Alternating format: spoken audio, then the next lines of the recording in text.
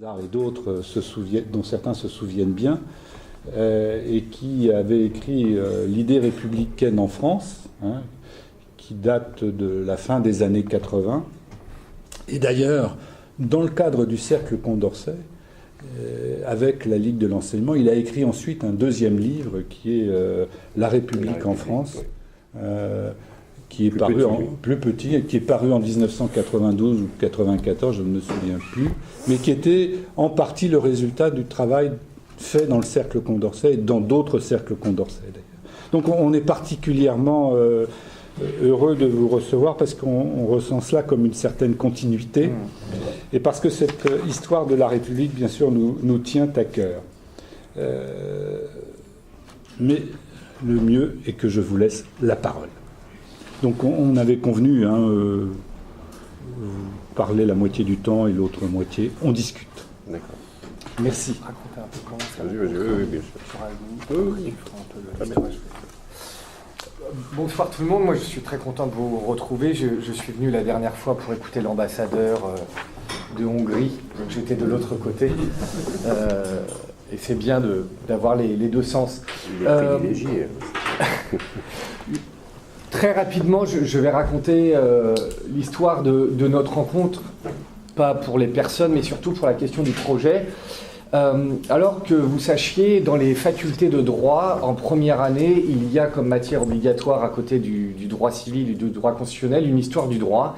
Et généralement, en fait, elle va donc de Clovis. Parfois, certains professeurs font l'Antiquité, mais c'est souvent de Clovis jusqu'à globalement la crise d'Ancien Régime.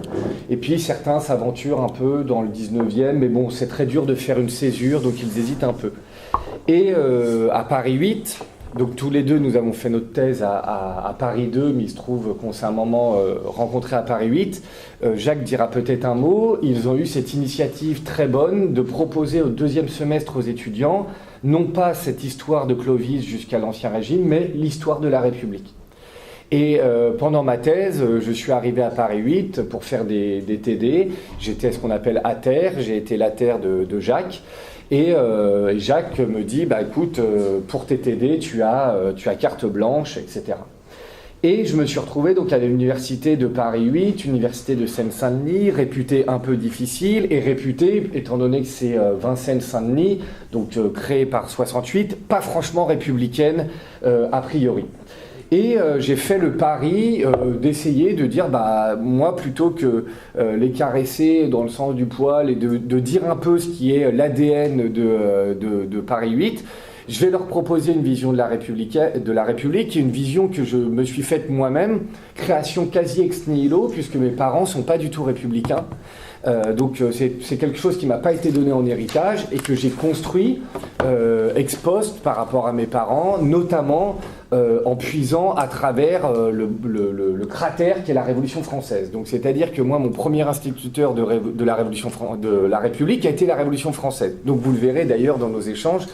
Je suis à considérer que Révolution et République sont consubstantiels. Donc effectivement, après ça peut être Condorcet, ça peut être Saint-Just, mais en tout cas c'est consubstantiel. Et en ayant ce discours républicain qui était non pas de faire un discours véritablement sur le multiculturalisme et les minorités, mais en disant vous êtes tous les enfants de la patrie, en reconnectant avec l'idéal universaliste et révolutionnaire, j'ai eu une agréable surprise, c'est que ça a pris. Et que j'ai eu beaucoup d'étudiants, pourtant d'origine étrangère, etc., qui ont retrouvé ou ont trouvé dans la Révolution et la Première République, mais aussi la Deuxième, puisqu'on faisait rarement la Troisième, des choses qui faisaient écho à leur propre quotidien. C'est-à-dire le désir d'égalité ou la passion de l'égalité, comme dit Tocqueville, la critique d'un monde qui dit avoir aboli les privilèges de naissance, 4 août 1789, mais en même temps qui aurait substitué des nouveaux privilèges de la richesse. Et toutes ces choses-là ont entraîné que progressivement les étudiants demeuraient et on faisait des déjeuners républicains où on débattait sur à quel point on pouvait revitaliser la République, donc c'est totalement ce que vous faites aussi dans le Cercle Condorcet, et à quel point en fait on pouvait y faire venir des personnes qui a priori n'y étaient pas vraiment disposées. Et à la suite de ces 3 années où donc on avait pu éprouver la question républicaine sur le terrain et au plus proche de l'os social, Jacques a eu une proposition de la part de Economica, qui est une des 3 plus grandes maisons d'édition universitaire, pour faire d'abord, ils lui ont proposé une histoire des idées politiques, ce qui se tenait, mais qui a déjà été fait. Et Jacques, à ce moment-là, dit il y aurait un projet beaucoup plus original, ça serait de faire l'histoire de la République. Et là, gentiment, il dit ça va être difficile de le faire tout seul. À ce moment-là, je deviens docteur, donc je suis habilité à pouvoir me lancer dans cette folie dont on ne savait pas que ça serait aussi long et aussi compliqué. Et il me fait cette confiance et je le remercie encore aujourd'hui devant vous. Et on dit c'est parti, on se lance. Economica accepte. Et on se retrouve, peut-être on y reviendra dans les questions, un soir à Mabillon où on arrive et on découpe les chapitres et on décide de se lancer dans cette aventure, estimant qu'elle durait 2 ans et elle a duré 5 ans. Ce qui est classique. Ce qui justifie les 1100 pages et on va essayer de vous dire pourquoi il y avait tout ça à faire. Avant de passer la parole à Jacques, la démarche qui était extrêmement intéressante, et c'est pourquoi nous sommes heureux de faire conférence avec vous ce soir, c'est que avec Jacques, vous voyez, on a une petite différence d'âge, pas tant que ça. Moi aussi, mes cheveux blanchissent. Et on vient d'horizons culturels, sociologiques et politiques un peu différents, mais on s'entend extrêmement bien, on est meilleurs amis, on est tout le temps ensemble et on ferraille à chaque repas avec plaisir. Et en fait, on l'a conçu comme ça, ce livre. Là où beaucoup d'universitaires, normalement, se réunissent en disant la première partie, c'est moi, et la deuxième partie, c'est toi, et c'est bien identifié, Jacques a eu ce pari fou de dire non, on va tout co-signer, personne ne saura qui a fait quoi. Ce qui entraînait une immense exigence intellectuelle, c'est qu'il fallait être capable d'assumer tout. C'est-à-dire que si Jacques n'était pas là, vous m'auriez dit une phrase du texte en disant mais c'est scandaleux, je ne me serais certainement pas défaussé sur Jacques en disant ça c'est pas moi. Et donc ça a été évidemment un travail au long cours. Pourquoi pas dans l'autre sens. Et je te laissais la parole au moment où tu allais dire évidemment ça. Un travail au long cours, mais un travail, le mot est peut-être un peu pompeux, mais dialectique, où en permanence, sur chaque période, on se revoyait et on essayait de discuter. On est parti parfois de très loin sur des personnages. Mais finalement, moi j'ai beaucoup aimé parce que, comme vous le savez, et quand on rentrera dans le vif du sujet, on va le voir, typique avec Condorcet, quand vous prenez la Révolution française et la Première République, c'est assez facile de rentrer dans les sillons creusés préalablement et se dire « faut que je choisisse mon camp, montagnard ou girondin, Condorcet ou Desmoulins ». En fait, de plus en plus, les dernières recherches nous disent que, par exemple, les Girondins, vous savez que le mot vient en fait de Lamartine qui écrit en 1847 « Histoire des Girondins ». À l'époque, on ne disait pas le terme, c'était plutôt rolandiste, brissottin. On est en train de penser que ce sont des reconstitutions discutables, qu'on essaye de plaquer un peu la logique de parti sur en réalité une hétérogénéité assez grande. Et donc, nous, plutôt qu'essayer de rejouer des combats figés, on a essayé de reprendre toutes ces parties de l'histoire et de dire, en fait, chaque fois, trouver un nœud, trouver une problématique, presque reprendre à nu, à zéro, chacune de ces périodes et voir ce que des personnages comme Spinoza avaient pu apporter à la République, évidemment Montesquieu, Rousseau, et puis ensuite les acteurs. La deuxième chose qu'on voulait de façon un peu novatrice, c'est qu'il y avait eu un livre au XXe siècle qui s'appelait « Les grandes étapes du régime républicain » de Petot, mais qui, à chaque fois, s'arrêtait lorsque la République terminait. Donc, le livre commence en 92, s'arrête en 99, reprend en 1848, s'arrête en 51, etc. Et nous, en suivant évidemment l'éminent Claude Nicollet, nous nous sommes dit que la République n'était pas qu'une institution. C'était quelque chose qui relevait aussi de l'esprit. Ou pour parler même comme Régis Debray, peut-être on fera le débat quand il dit dans Que vive la République en 89, la République n'est pas un régime comme un autre, elle est une foi, un idéal et un combat. Nous avons pensé qu'il fallait aussi parler de ces moments où il y avait des républicains sans République.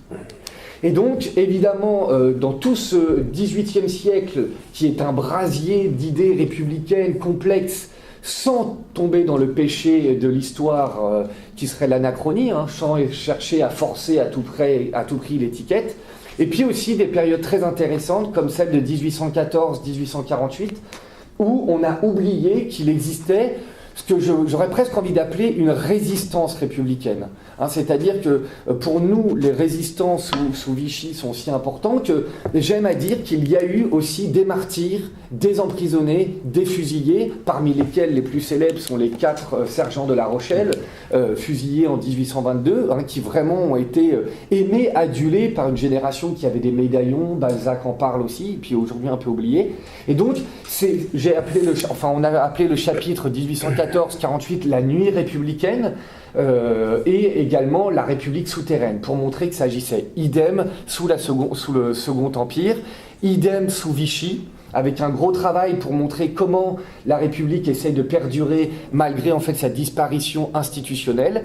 Et ainsi, donc, nous avons pris en fait cette histoire sur le temps long avec un multiprisme, à la fois juridique parce que nous sommes docteurs en droit, à la fois institutionnel parce que c'est aussi une histoire des institutions, mais aussi politique, philosophique quand on le pouvait, littéraire quand on allait chercher des textes, etc., afin de montrer plus qu'un regard institutionnel, mais, et j'y reviendrai après Jacques, l'histoire aussi des sensibilités républicaines dont vous verrez qu'elles sont plurielles. Il a un peu tout dit. Hein, il faut développer. Oui, mais non, mais je vais dire quelques mots, puisque, en effet, c'était un projet qui n'est pas, on pourrait dire, classique dans les universités d'où nous venons, c'est-à-dire les universités de droit, puisque on a l'habitude d'étudier plutôt ce qu'on appelle l'histoire des institutions.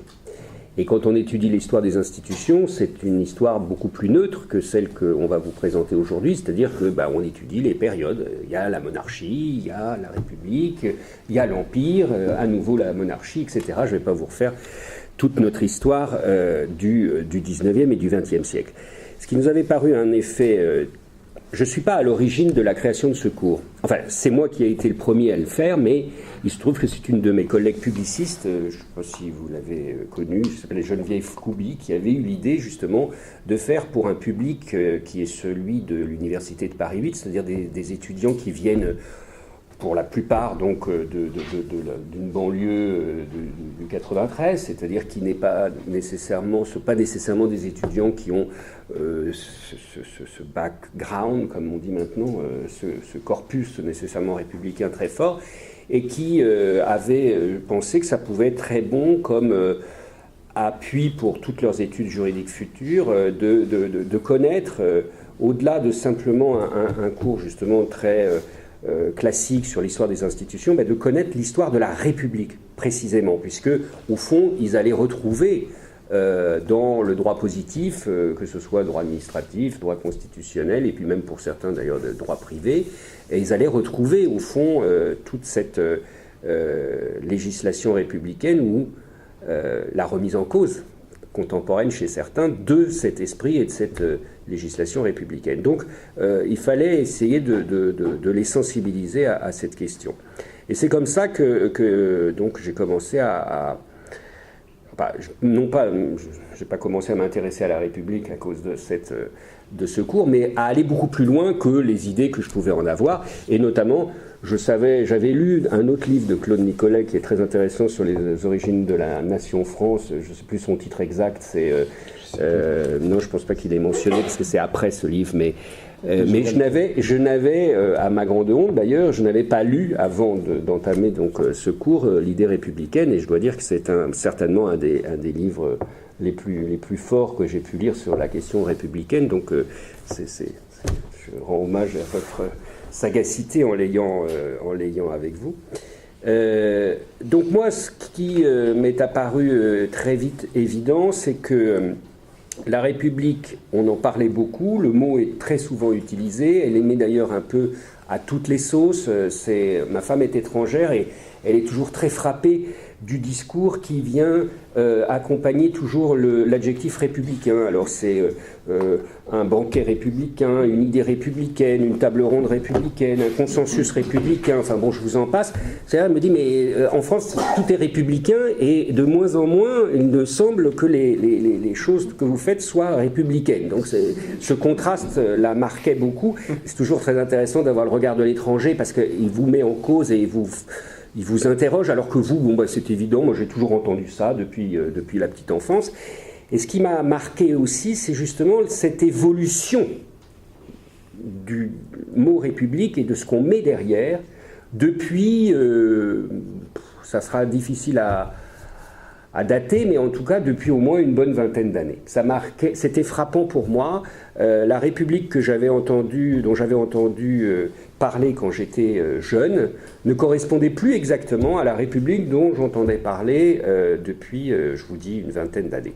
Donc on a commencé à discuter de ces questions ensemble avec Thomas quand il a été, je crois que tu as été mon premier assistataire sur ce cours.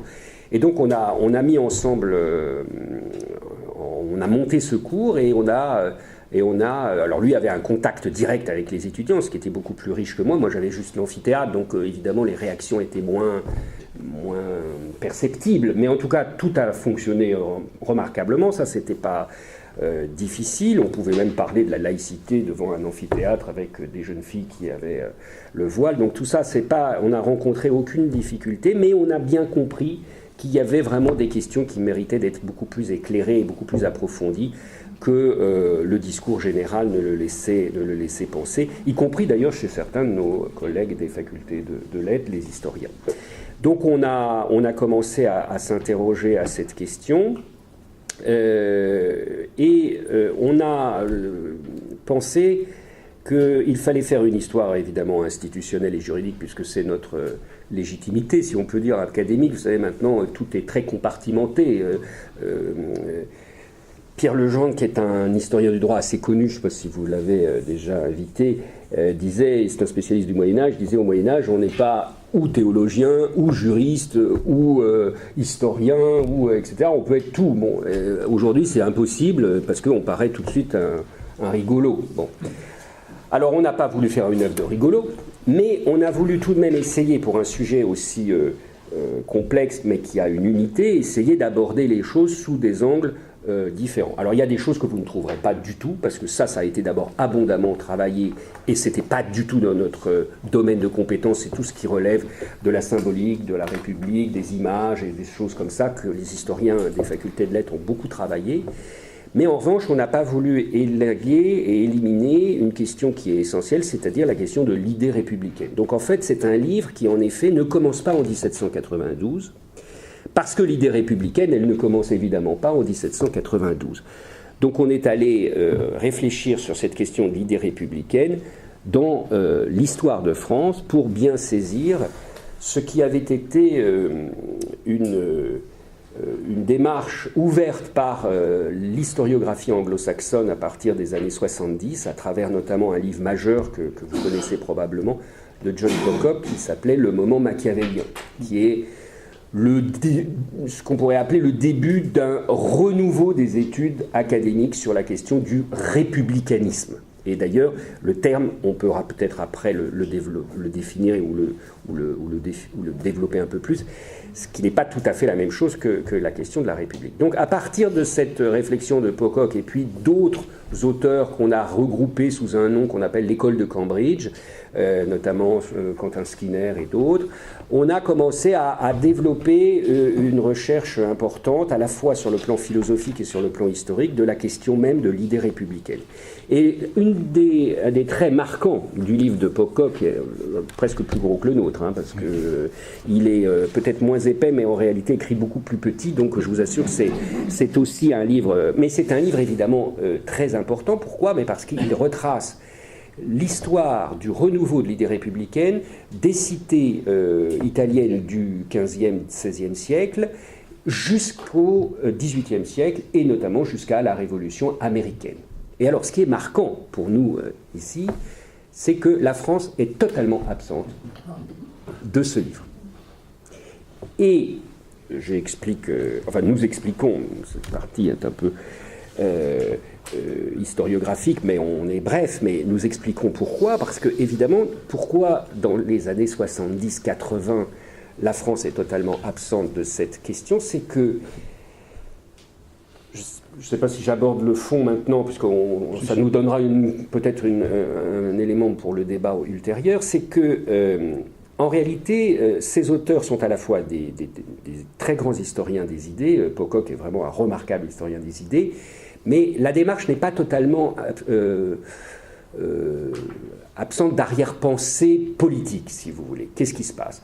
On est à un moment où le marxisme est en déclin, hein, très, très marqué, surtout dans les pays anglo-saxons, et où ces auteurs voient monter en puissance un libéralisme qui est un libéralisme que nous connaissons maintenant, c'est-à-dire le libéralisme qu'on qualifie nous en France de néolibéralisme ou d'ultralibéralisme. Bon, vous mettrez le mot que vous voulez, les Italiens parlent de libérisme, ça me paraît plus juste, mais bon, peu importe.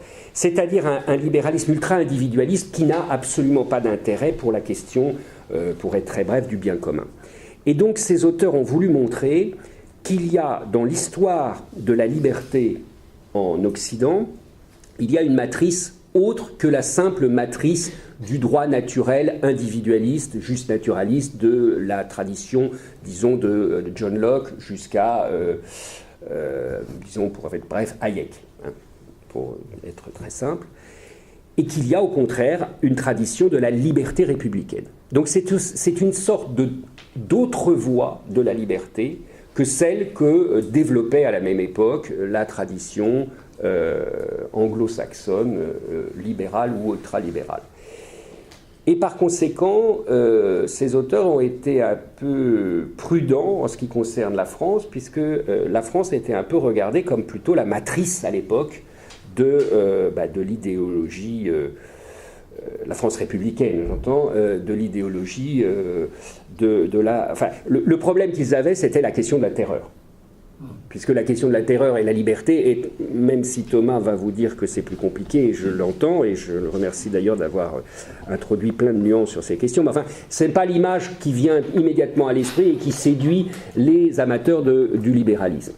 Et par conséquent, au fond, ces auteurs n'ont absolument pas travaillé la question de l'idée républicaine en France avant la Révolution française. Or, il est apparu évident que cette idée n'est pas du tout absente de nos débats, et à partir de travaux qui ont été faits sur d'autres questions, parce qu'en réalité nous allons voir que l'idée républicaine avant 1789 est une idée assez différente de celle que l'on en a après 1789. Quand nous lisons le livre de Pocock, il est très clair que nous ne parlons pas la République de Florence ou les idées républicaines de certains amis de Cromwell ou même l'idée républicaine chez les fédéralistes n'est évidemment pas la même que celle que l'on peut trouver, y compris chez Condorcet et encore moins chez d'autres grands républicains de la fin du XVIIIe siècle. Donc en réalité on voit, si on se réfère à cette référence, pardonnez-moi de référer à cette référence, mais si on prend cette notion de république telle qu'elle est développée chez Pocock et chez Machiavel, on voit que cette notion-là existe très précisément dans le débat français, au moins depuis le XIIIe siècle, et depuis la notion qui est développée par saint Thomas d'Aquin à travers le retour des travaux d'Aristote. Il faut dire qu'Aristote a été traduit en latin. La politique d'Aristote, parce qu'il y a eu beaucoup de travaux, il y a eu tellement de polémiques sur cette question que j'ose à peine l'aborder, mais les travaux scientifiques et autres d'Aristote sont évidemment transmis par les Arabes, mais en ce qui concerne la politique d'Aristote, elle n'a été traduite qu'en 1260 et par un ami de saint Thomas d'Aquin et n'a commencé à être étudiée qu'à partir de cette date, et donc et à la Sorbonne. Évidemment, puisque saint Thomas était à la Sorbonne. Donc, à partir de ce XIIIe siècle, on voit se développer, cette deuxième partie du XIIIe siècle, on voit se développer l'idée républicaine en France. Cette idée va structurer en réalité tout un courant de pensée que nous avons essayé de mettre en évidence ici, bien avant la Révolution. Et alors, évidemment, et c'est pour ça que nous ne le connaissons pas, parce que ce courant de pensée n'est pas un courant de pensée démocratique. C'est un courant de pensée qu'on pourrait rattacher, si vous voulez, à une école dite aristocratique. Moi, j'assume parfaitement ma particule. Hein. Je ne suis pas... j'ai compris que j'étais pas comment dirais-je... on ne peut pas imaginer qu'on écrive sur la République si on s'appelle Jacques de Saint-Victor, mais vous assure qu'on trouve pas mal de gens, et notamment, même à la fin du XIXe siècle, dans cette catégorie de républicains. Bon. Condorcet était marqué. Voilà, et Condorcet était marqué. Mais c'était une remarque pour souligner que Condorcet, lui, en revanche, est un véritable républicain démocrate. Là où il y a eu, en effet, toute une tradition d'ancien régime qu'on pourrait qualifier d'aristocratique, elle a longtemps été étudiée sous cet angle-là, hein, mais qui, en réalité, si on reprend donc ces travaux de l'école de Cambridge, peuvent être aussi étudiés sous l'angle de ce républicanisme que l'on appelle le républicanisme atlantique, parce que les anglo-saxons se le sont un peu, si on voulait, accaparés. Mais en réalité, la France a un rôle tout aussi important que probablement la Toscane dont parle Pocock, et nous avons même eu des tentatives de réalisation de ce projet républicain au XIVe siècle, par exemple. Et d'ailleurs, nous en connaissons les noms, puisque c'est une station de métro qui est très célèbre, Étienne Marcel, mais évidemment, derrière, on ne met pas forcément nécessairement beaucoup de références républicaines de ce nom. Or, pourtant, les hommes du XIXe siècle, justement, ne s'y trompaient pas, même si on sait qu'aujourd'hui, il faut se méfier de l'idéalisme des Michelet et autres, mais des historiens du Moyen-Âge reconnaissent parfaitement que cette révolte du XIVe siècle, des États généraux de 1356 ou 1358, peuvent parfaitement s'inscrire dans ce courant d'une res publica qui vise surtout à s'opposer à l'absolutisme de la monarchie. Et après, c'est évidemment un projet peut-être de monarchie limitée, peut-être pas nécessairement de république au sens où on l'entend, mais sous l'Ancien Régime, le mot de république est très souvent associé à celui de monarchie mixte, en réalité. D'ailleurs, c'est ainsi que vont l'analyser un certain nombre de grands anciens. Le modèle, c'est Polybe, qui analyse la République romaine comme un régime mixte. Et les consuls jouant le rôle de monarque, évidemment monarque électif. Bref, tout ça pour vous dire, on y revient si vous voulez, hein, j'ai bien conscience d'avoir été assez rapide et peut-être un peu abstrait, mais ce que je voulais dire, c'est qu'on se rend compte que l'idée républicaine est plus inscrite dans l'histoire de la longue durée qu'on ne l'imagine. Et je pense que c'est important. C'est important parce que, certes, la Révolution française est une rupture majeure et il ne s'agit absolument pas de la remettre en cause. Mais on se rend compte, et je pense à certains travaux qui ont été faits, par exemple, sur la sociabilité politique à l'époque de Louis XIV, où on n'imagine pas qu'on est en République, évidemment. Mais un certain nombre d'auteurs ont souligné justement que même encore dans la vie urbaine, dans la manière dont on gère un certain nombre de villes, eh bien, il se maintient cette tradition d'un républicanisme antique, d'un républicanisme classique, qui n'est pas sans avoir ensuite une certaine influence, en particulier sur le plan éducatif, dans la préparation de la Révolution. Songez par exemple, dans les collèges de l'Ancien Régime, et encore au XVIIIe siècle, on enseigne surtout, dans le monde antique, la République romaine. Et ça va nourrir les images de Brutus, les images des Gracques, par exemple. Tout cela, c'est le collège d'Ancien Régime qui l'enseigne aux futurs révolutionnaires. Donc, bon, c'est tout cela pour montrer qu'il y a malgré tout une histoire plus longue, et ça me paraissait important aussi pour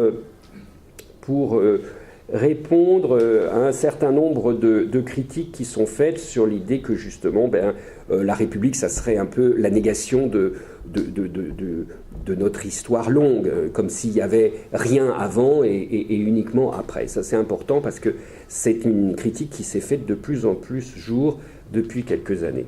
Donc c'était aussi essayer de retrouver, c'est le mot origine, hein, bien sûr, cette histoire. Et puis je voulais rajouter puisque Thomas a parlé 2 secondes de lui, dire que j'étais vraiment très content de travailler avec Thomas parce que nous n'avions pas à l'origine les mêmes sensibilités. Moi, je viens d'un milieu probablement plus libéral,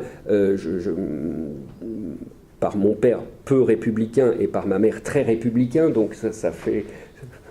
On parle maintenant de double culture, mais bon, en tous les cas, je ne sais pas si c'est le cas, puisqu'elles sont tous les deux très, très classiquement françaises, mais enfin, ça me permettait d'avoir des confrontations importantes. Et ce qui me paraissait vraiment très important, surtout, c'est que grâce à cela, je voyais bien tout ce que la République avait pu nous donner. C'est-à-dire que dans les années 70-80, quand moi j'étais jeune, au fond, il y avait, moi c'était la cour de récréation qui me reste marquée, présent à l'esprit. J'étais à la communale parce que ma mère voulait que je le sois. Et il y avait une véritable... On se moquait de mon nom quand même déjà à l'époque, rassurez-vous. Mais à part ça, il y avait vraiment une unité. Et on ne parlait par exemple jamais de Dieu. On ne parlait jamais de questions qui aujourd'hui divisent profondément la société. Il y avait une sorte d'évidence républicaine qui nourrissait le débat public. Et il m'a paru du coup comme une sorte d'urgence et peut-être de dette, je ne sais pas, je ne veux pas parler avec des grands mots, mais de rappeler aussi cela, de rappeler ce que la République nous avait donné, et que pour des raisons diverses et variées, on a fini par oublier. Et aujourd'hui, on se trouve dans une situation où je n'ai pas besoin de vous décrire la situation, vous la connaissez aussi bien que moi. Eh bien, il y a des interrogations tout à fait nouvelles qui me semblent très préoccupantes. Voilà, je pense que c'était aussi pour répondre. C'était pas simplement un ouvrage purement universitaire. Enfin, c'est un ouvrage universitaire, c'est un manuel, un peu plus qu'un manuel d'ailleurs vu l'importance, mais c'était aussi pour répondre à cette confusion des idées, en particulier une confusion médiatique. Moi aussi, je suis coupable puisque je participe, enfin je suis chroniqueur dans des médias, donc on sait très bien que ça, c'est pas toujours facile de faire comprendre certaines évidences, et on a du coup, alors je disais, je rends hommage à Thomas, pardonnez-moi j'ai l'esprit d'escalier, c'est que grâce à lui, il y a eu tout un pan que moi j'aurais eu du mal au départ à aborder. Je pense à la terreur, je pense par exemple aussi à la commune, parce que c'est plus difficile d'aborder des choses avec lesquelles on n'est pas nécessairement très, très familier. Et puis, justement, je voulais qu'on puisse discuter pour qu'on puisse essayer de voir si on peut trouver une vision commune. Et ma grande surprise et satisfaction, c'est qu'on n'a eu aucun problème. Enfin, on a pu discuter pour un mot, pour savoir, ah non, Rousseau comme ci, comme ça, mais c'était vraiment du détail, de la dentelle. Il y a vraiment la possibilité de trouver une vision qui soit un peu plus, on pourrait dire, allez, jacobine, et une vision un peu plus libérale, et qui s'entendent parfaitement sur notre histoire. Et ça, je trouvais ça aussi très, très rassurant, parce que ça nous montre bien ce que j'essayais de vous dire, qu'il y avait à un moment une sorte de consensus républicain qui ne posait aucun problème à personne. Ce n'est hélas plus le cas aujourd'hui. Alors je reprends. Merci. Non, mais je crois que je vous laisse repartir. Je repars. Est-ce que quelqu'un a un stylo ou un feutre dans la salle? Je peux peut-être aller en demander. Tu veux que j'y aille? Oui. Quelqu'un aurait trouvé ça. Ah. Puisque... Et qui s'efface. Ça s'efface. On laisse pas des traces. Là, vous voulez que je fasse vraiment bleu, blanc, rouge? Parce que je vais expliquer. Vous allez voir, par le tableau, ça rend les choses un peu simples. Ça poursuit ce que dit Jacques sur les origines de l'idée républicaine et la spécificité française. Les origines de la République, Jacques l'a dit, c'est 5e siècle avant notre ère, et notamment Aristote. Aristote, c'est très beau parce qu'il fait une démarche qui est l'ancêtre de l'anthropologie, c'est-à-dire qu'il voyage un peu et il essaie de trouver qu'est-ce que les hommes ont en commun. Jusqu'à présent, Socrate avait surtout réfléchi à des notions comme la morale, et vraiment, Aristote invente le politique. Donc il commence à chercher qu'est-ce que les gens ont en commun, surtout le pourtour méditerranéen, et il voit que c'est l'idée de vivre en famille. Il se dit, où qu'on soit, on vit d'abord en famille, puis la famille fait une tribu, puis la tribu essaie de faire une cité. De là, il invente son grand concept « l'homme est un animal politique », en grec ancien le zone politikon, c'est-à-dire que l'homme, où qu'il soit, quoi qu'il soit, de façon universelle, il a besoin de vivre avec les autres. Et parce qu'il a besoin de vivre avec les autres, il va devoir faire une cité, il va devoir faire du droit. Et il va falloir alors chercher le meilleur des régimes politiques. Moi, je trouve que c'est fascinant parce que dans une époque où on nous impose l'idée que le monde individualiste, ça serait une vérité absolue, que de toute façon, on serait limité à devoir vivre les uns séparés des autres, là, il y a une contre-histoire qu'on peut mettre en place. Au contraire, l'ontologie humaine, selon Aristote, c'est le fait qu'on est lié aux autres. Une fois qu'on dit qu'on est ontologiquement lié aux autres, reste à savoir comment vivre ensemble, comment faire le meilleur des régimes. Et donc là, il va inventer ce qui s'appelle la classification des régimes, qui ne marche pas très bien. Et voilà. Ah oui, d'accord, c'est vrai, c'est ça. Vous avez raison, en plus je le sais, en amphi, c'est la même chose. Il va faire une chose très simple, il va dire on peut imaginer un régime avec un seul, on peut imaginer un régime avec plusieurs, on peut imaginer un régime avec tous. Et puis ensuite, il va se dire on imagine un bon régime et un régime corrompu. Et en fait, qu'est-ce qui fait le passage de l'un à l'autre? C'est de savoir si on défend le bien commun. Donc, comme première définition à la République, pour moi, c'est ça. Être républicain, c'est défendre le bien commun. C'est se détacher de la question de sa pure individualité, de son souci de vie personnelle pour défendre le bien commun. Ce qu'en langage moderne, on appellera l'intérêt général, ou ce que les républicains de la Révolution appelleront le salut public. Mais on peut tous se retrouver autour de cette idée de bien commun. Alors, ça va très vite. Le bon régime d'un seul, c'est mono, en grec, qui veut dire un seul, et archène, le pouvoir, donc ça va donner la monarchie. Plusieurs, en grec, ça va être les meilleurs, qu'on dit aristoi, et ça devient l'aristocratie. Je laisse de côté le tous pour l'instant, vous verrez. Et chaque régime donc, a un miroir inversé, une négativité. La monarchie devient tyrannie. L'aristocratie devient oligarchie. Et là, vous avez un peu des débats, mais globalement, pour essayer de simplifier, ici, je mettrais ochlocratie, c'est-à-dire le règne des foules. Mais pour Platon, par exemple, la démocratie, déjà, c'est comme ça. Alors, avant d'écrire la partie ici, ce qui est très intéressant et qui met en lumière ce que disait Jacques, c'est que, pour Aristote, une monarchie peut être républicaine. C'est ça, en fait, qui permet de comprendre ce concept qu'on entend parfois, monarchie républicaine. Véritablement, au sens d'Aristote, un monarque, il peut vouloir le bien commun. Et souvent, mes étudiants qui sont intrinsèquement dans les veines démocrates, ils me disent « c'est pas possible ». Et je leur dis « mais quand vous êtes enfant et que vous arrivez le soir pour dîner, votre père ou votre mère décide pour vous. Et elle est censée mieux savoir que vous-même. Vous allez peut-être demander des frites et hamburgers tous les soirs. Heureusement, vos parents vont vous donner une alimentation saine. Donc on peut très bien imaginer qu'un homme serait mieux que les autres. Et ça serait le monarque. Le monarque, il agirait de la bonne façon. Et la monarchie française va essayer de se défendre pendant longtemps, d'être dans ce pacte avec le peuple et de défendre le bien commun. Ce qui est très intéressant chez les Grecs, c'est que eux, ils pencheraient facilement pour l'aristocratie, puisque comme son étymologie dit aristoi, qui veut dire les meilleurs, si ce soir on faisait une réunion pour trouver le meilleur régime politique et qu'on était capable d'élire les meilleurs, c'est-à-dire qu'on aurait une espèce de vision divine de savoir qui est le meilleur pour le ministère de l'Agriculture, le meilleur pour l'économie, ben on le ferait. Tant qu'à faire, moi ça m'irait très bien, peu importe qui ils sont. Donc, dans l'esprit pur, ça pourrait être l'aristocratie le meilleur des régimes. Mais en réalité, l'aristocratie existera vraiment et sombre souvent en oligarchie, c'est-à-dire des gens qui vont défendre leurs propres intérêts. C'est là que Aristote invente donc un modèle précis et qui lui appartient, qui va être la politeia. Et la politeia, en fait, on pourrait, Jacques l'a dit, dire que c'est une forme de régime mixte, où il faudra qu'il y ait un peu d'éléments monarchiques, un peu d'éléments aristocratiques et un peu d'éléments démocratiques. Parce que pour Aristote, c'est le mix de tout ça qui est bon.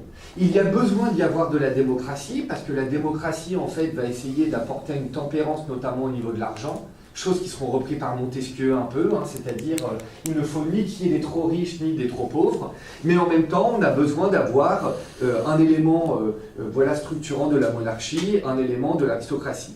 Et ce qui est très intéressant, c'est que ce modèle grec, il va passer en fait chez les Romains, et les Romains ils vont se retrouver dans la République romaine à partir de 509, avec un modèle où ils vont mettre en pratique ces choses-là.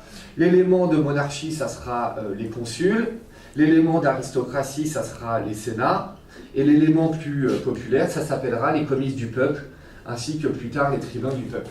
Et ce régime mixte, ce mélange un peu de tous ces éléments, la politeia, ils vont le traduire par un mot qui est respublica. Eux, ils vont le dire, c'est la respublica. La politeia, en fait, eux, ce qu'ils vont dire, c'est l'important, c'est la chose publique. Ils vont le traduire respublica. Et là, vous allez avoir des grands penseurs comme Cicéron qui vont y donner des définitions, disant la respublica, c'est la chose du peuple, mais également leur dire qu'il faut avoir un droit commun. Ensuite, ce que vous avez dit, Jacques, c'est que donc, globalement, à partir de... SPQ, Solviatus Populusque Romano, c'est-à-dire le Sénat et le peuple romain. Oui, donc... c'est bien la traduction de Respublica, c'est à la fois le Sénat et le peuple romain, donc l'aristocratie et la démocratie, en fait.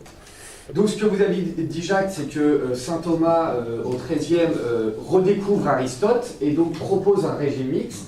Et donc on va avoir jusqu'au XVIIIe siècle, ceux qui défendent le régime mixte, c'est comme l'a dit Jacques, soit des gens plutôt de tradition aristocrate, il y reviendra lorsqu'on vous exposera la tradition libérale avec des gens comme Moulin-Villiers ou Montesquieu.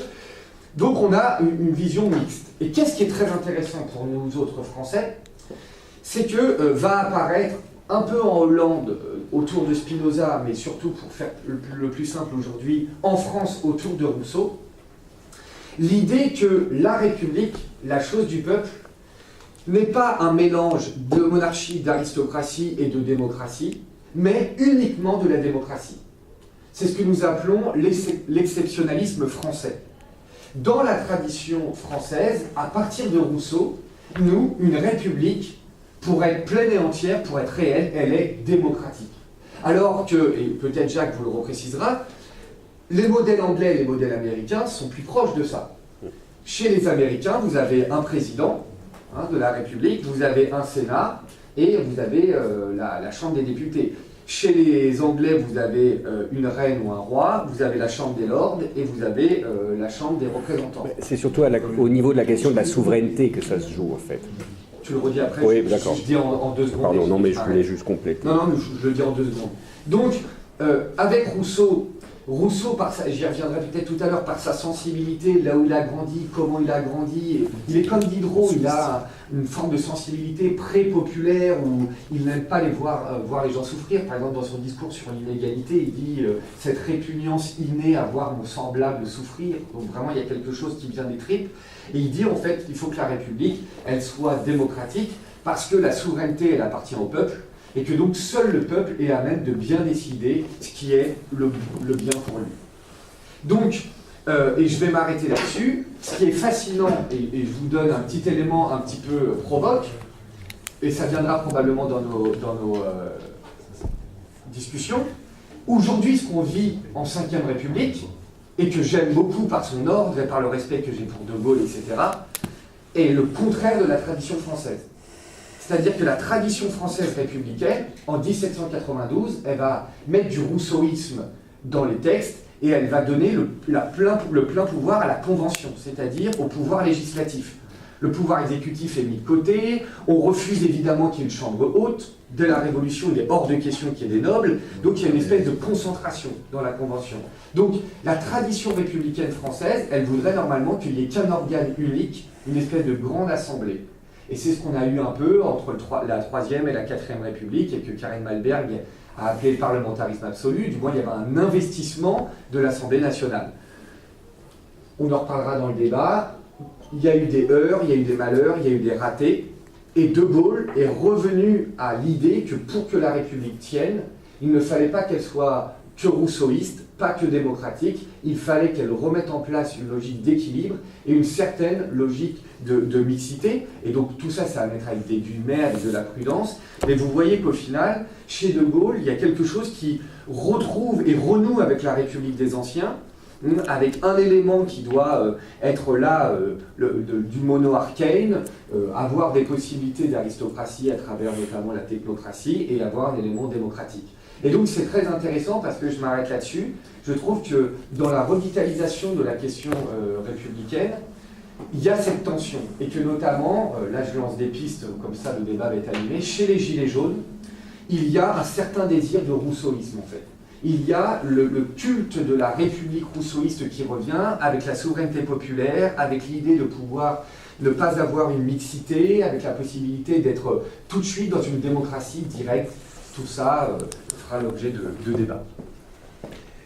Je les oublie pas, vos fautes. Non, mais alors, parce que vous voyez, bon, là, on va... Je ne pensais pas qu'on faisait aussi précisément l'origine et la précision des termes, mais du coup, je ne m'inscrirai pas complètement en faux, parce que je comprends tout à fait l'idée et je la partage sur le fond, mais je nuancerai quelques points, parce que... en réalité, le paradoxe, c'est que la Ve République est aussi d'inspiration rousseauiste, justement parce qu'elle réintroduit le référendum que la tradition républicaine avait totalement supprimé à cause de la référence du Premier Empire et du Second Empire et les fameux plébiscites.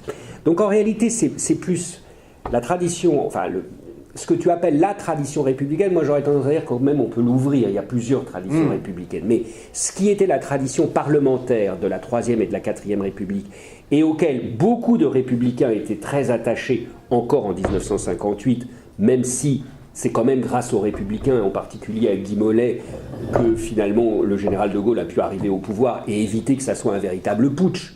Hein, parce que, au fond, le 13 mai, enfin, ce qui va se passer à partir du 13 mai 58, c'est comme on dit, c'est un 18 Brumaire qui n'a pas eu besoin du 19 Brumaire, c'est-à-dire qui a évité le coup d'État militaire. Qu'est-ce qui serait passé si Guy Mollet et, au fond, les principaux dirigeants du parti de la SFIO et autres n'acceptaient pas de donner à De Gaulle la charge de président du Conseil? Est-ce qu'il aurait vraiment mis en place ce qui était supposé être l'organisation de l'opération Résurrection, ou est-ce qu'il aurait abandonné? On ne peut pas savoir, évidemment, c'est de l'histoire fiction, mais enfin bon, on est quand même dans une tradition, le gaullisme réintroduit une partie justement du rousseauisme, puisque tu as cité Karine Malberg, qui a influencé les juristes du général de Gaulle. Justement, Karine Malberg avait compris que le parlementarisme absolu finissait par nuire à la République, parce qu'en réalité, ce n'est pas tant Rousseau qui influence cette tradition du parlementarisme absolu, c'est plutôt la Bessieyès, c'est-à-dire l'idée d'une souveraineté, non pas du peuple, mais d'une souveraineté qu'on appelle de la nation, et qui est en réalité surtout la souveraineté du Parlement.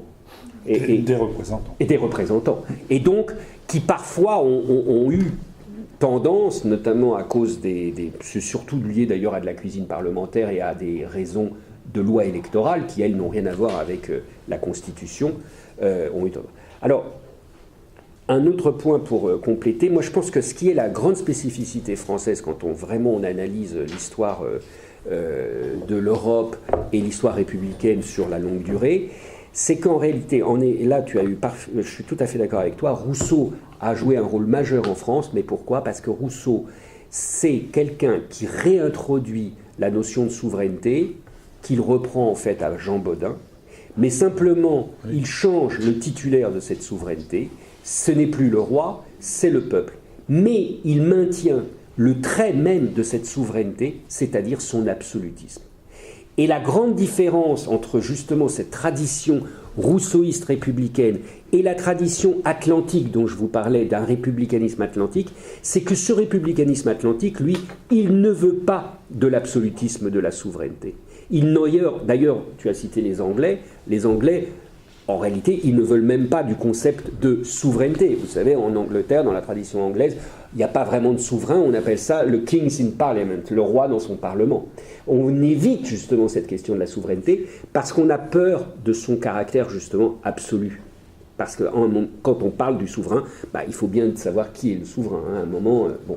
Alors, je connais toutes les critiques de Carl Schmitt et autres sur cette question, mais justement, je pense que la tradition républicaine, c'était, à travers cette tradition de la monarchie mixte, enfin en tout cas du régime mixte, c'était une façon d'éviter de trancher cette question qui peut parfois devenir très, comme tout absolutisme, très oppressive. Et je pense qu'une partie de la séquence terroriste française est liée à cette certitude d'être tout à fait dans le vrai. Et donc le pluralisme, ce n'est pas quelque chose qui était accepté par un certain nombre de jacobins.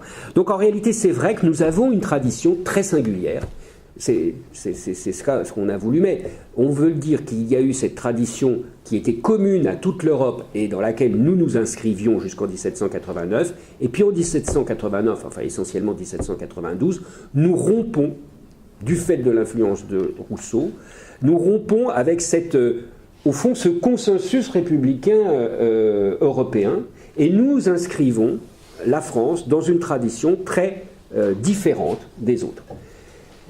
Et au fond, peut-être je vais tout de suite aller au point et comme ça ouvre le débat, et au fond ce à quoi nous sommes en train d'assister, c'est une tentative de normalisation de cette tradition républicaine dans le grand bain, au fond, européen. C'est comme si il fallait mettre fin à cette parenthèse, à cette exceptionnalité française, qui a eu du mauvais, j'en ai parlé, mais qui a eu aussi beaucoup de bon. Finalement, parce que ça a créé une communauté nationale très, très unie. Et on essaye aujourd'hui, par beaucoup de réformes, je ne sais pas s'ils en sont conscients ou si c'est simplement par s'adapter à l'ère du temps, mais en tous les cas, il y a une tentative de finalement mettre fin à cette parenthèse française. Certains l'ont d'ailleurs théorisé en disant... je pense au rapport Thuot de 2013. Au fond, tout ça, 2013 ou 2003, je sais, bon, peu importe. Tout ça, c'est des vieilleries. Qu'au fond, cette tradition républicaine française, c'est de la vieillerie, et il convient au fond de s'adapter au lot commun, au socle commun, disons, de l'Occident, parce que ça ne se limite pas à l'Europe, il y a aussi, bien sûr, essentiellement, aussi les États-Unis. Donc là, on assiste à une séquence très, très bizarre où on est dans un entre-deux. Il y a encore des résistances républicaines classiques, si on peut dire, et puis il y a une volonté, je dirais, progressiste, disons, d'adapter cette République à l'époque. Bien. C'était un peu décousu, mais on arrête là alors pour votre... Comme vous voulez, on peut parler pendant des heures, mais je ne sais pas... Il y avait la possibilité des sensibilités, mais on reviendra, parce que peut-être le mieux c'est qu'on discute maintenant. Oui, je pense que c'est plus... Enfin, je ne sais pas quels sont vos usages, mais... Non, je pense qu'on peut discuter. S'il y a des questions, c'est peut-être plus... Donc, non, parce que vous aviez à un moment dit que vous parleriez de plusieurs traditions. Des sensibilités. Donc on en reparle dans la discussion, puisqu'on l'avait noté, conservatrices, libérales, jacobines, plébéiennes, qui sont en fait des héritages des révolutions qu'il y a eu en France, mais aussi des partis qui ont existé, que ce soit monarchistes, plébéiens, libéraux, etc. Donc on pourra peut-être en reparler dans la discussion. Un petit point simplement avant de lancer le débat, puisque vous avez parlé de Rousseau. Nous avons nous aussi un Rousseau qui est Dominique Rousseau, qui est un constitutionnaliste que vous connaissez. Bon. Et qui... Il y a toujours dans la famille des enfants prodigues. Je ne pense pas qu'il ait de rapport avec... Non, je sais, c'est une blague. Bon. Simplement, il défend avec quelques autres constitutionnalistes l'idée que ce qui fait la nation française et la République française, c'est aussi sa constitution. D'ailleurs, il n'est pas le seul. Il est dans la suite de... Vous parliez de Carré de Malberg, qui était dans cette tradition-là. Il met en évidence avec d'autres, je pense, que la Ve République est peut-être une Sixième République ou une République qu'il appellerait de ses voeux, permet par une progression constitutionnelle l'intervention, bien sûr, des institutions en haut de l'État, représentative, selon les modèles d'élection que nous avons, mais qui pourraient être changés, mais aussi permet par l'importance accrue d'institutions intermédiaires, mais qui ont de plus en plus d'importance, comme par exemple le Conseil constitutionnel, de faire la loi qui ne soit pas simplement faite par le monarque ou ses représentants, ni le peuple et ses représentants, mais dans une sorte de confrontation régulière, faire progresser l'idée républicaine, justement. Est-ce que c'est... Alors, ce serait peut-être une première question. Est-ce que c'est vraiment une réalité ? C'est-à-dire, est-ce que c'est vraiment une progression de l'idée républicaine ? Parce que vous avez dit qu'elle était plutôt monarchiste dans notre Ve République, enfin, qu'il y avait une tentation monarchique. Est-ce que le fait que le général de Gaulle et Michel Debré, je crois, aient introduit le Conseil constitutionnel et lui aient donné petit à petit de plus en plus de pouvoir, ne serait-ce pas un balancier nécessaire et peut-être une innovation de notre républicanisme français? Alors, d'abord, si vous me permettez, je réponds sur le plan technique aussi, on peut dire. Il faut bien comprendre, et après on reviendra sur Dominique Rousseau, il faut bien comprendre que l'existence du Conseil constitutionnel dans la Constitution de 1958 n'a rien à voir avec la réalité aujourd'hui du Conseil constitutionnel. Le Conseil constitutionnel, à l'origine, n'a absolument pas été pensé comme une cour constitutionnelle. Le Conseil constitutionnel, dans la Constitution de 1958, a été pensé comme un organe visant à s'assurer que le Parlement n'outrepasse pas ses fonctions et notamment n'outrepasse pas le périmètre de l'article 34 de la Constitution qui délimitait de manière restrictive le domaine de la loi. Donc en réalité, au départ, le Conseil constitutionnel est simplement pensé pour contrôler au profit de l'exécutif, et d'ailleurs les nominations telles qu'ils... Le mécanisme de nomination des membres du Conseil constitutionnel était orienté dans cette option, dans cette optique, pour contrôler que le pouvoir législatif, puisqu'il s'agissait justement d'éviter le parlementarisme absolu des deux précédentes républiques, que le pouvoir législatif ne fasse pas des lois au-delà du périmètre qui lui avait été défini. Donc en réalité, au départ, c'est vraiment une institution destinée à contrôler l'activité du Parlement, mais au profit de l'exécutif, au profit de l'article 37 de la Constitution qui définit le domaine du règlement. Alors, c'est incompréhensible aujourd'hui parce qu'en réalité, il n'y a jamais eu de problème de dépassement de périmètre, si vous voulez, parce que l'histoire de notre Ve République s'est déroulée tout à fait autrement. Mais on avait peur, en 1958, que le Parlement puisse aller au-delà.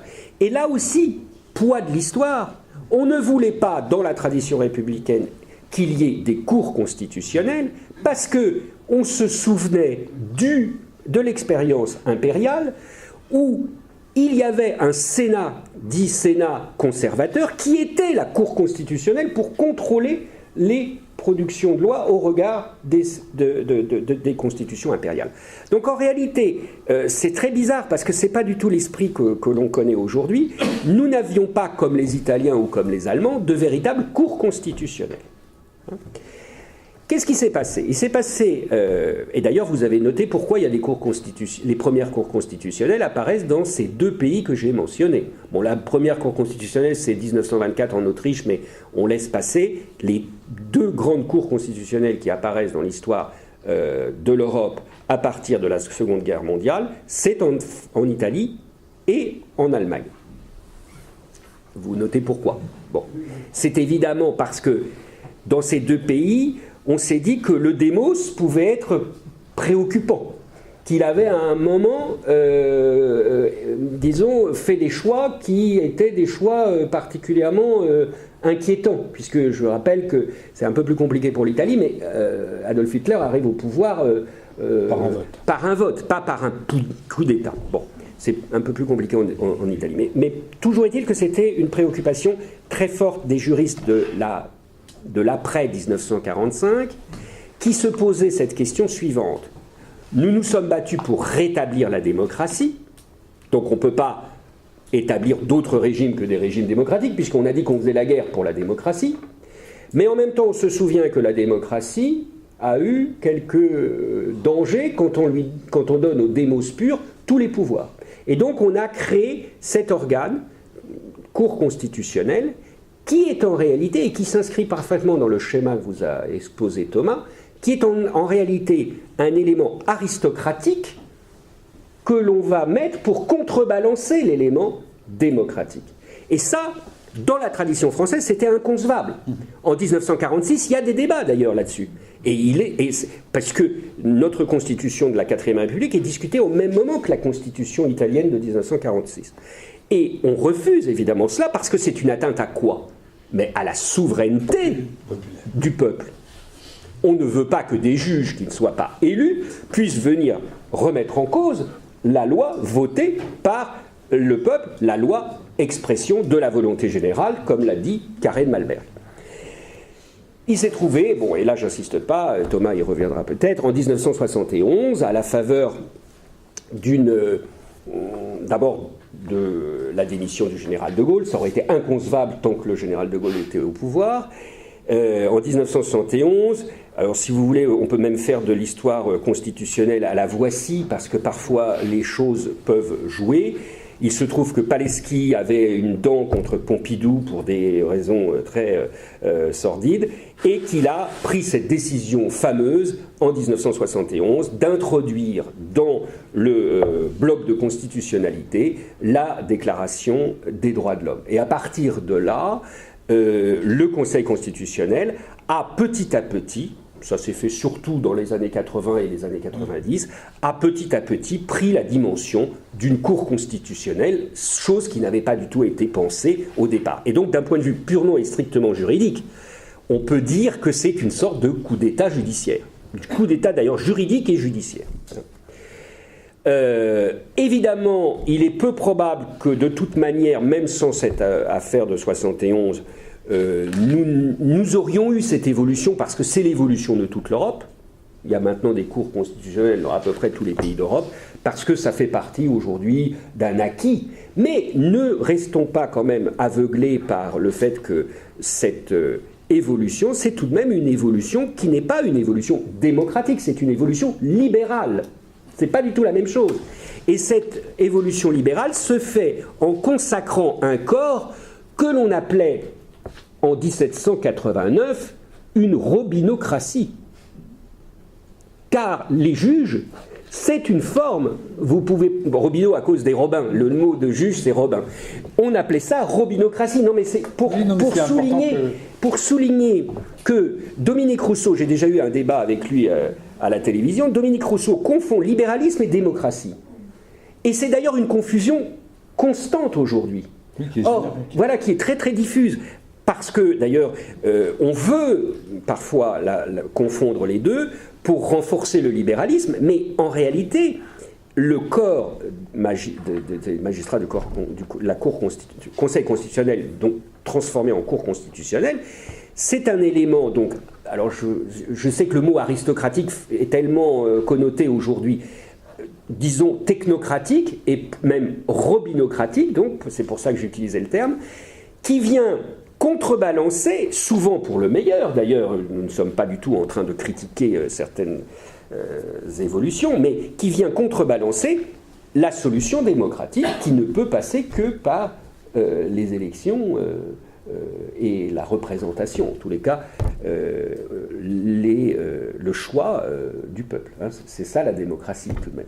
Alors, c'est une démocratie libérale, c'est une démocratie améliorée, il appelle ça une démocratie constitutionnelle, Dominique Rousseau. Tout cela, c'est très bien, mais c'est évidemment quelque chose qui va à l'encontre de la tradition républicaine. Là, pour le coup, depuis... là, il y a une unité de la tradition républicaine, et je vous donnerai comme exemple l'idée de créer une cour constitutionnelle qui puisse juger en fonction des grands principes, et notamment des grands principes de la Déclaration des droits de l'homme. C'est une proposition de 1903, 1901 d'abord et 1903, faite par les royalistes de l'Assemblée nationale à l'époque.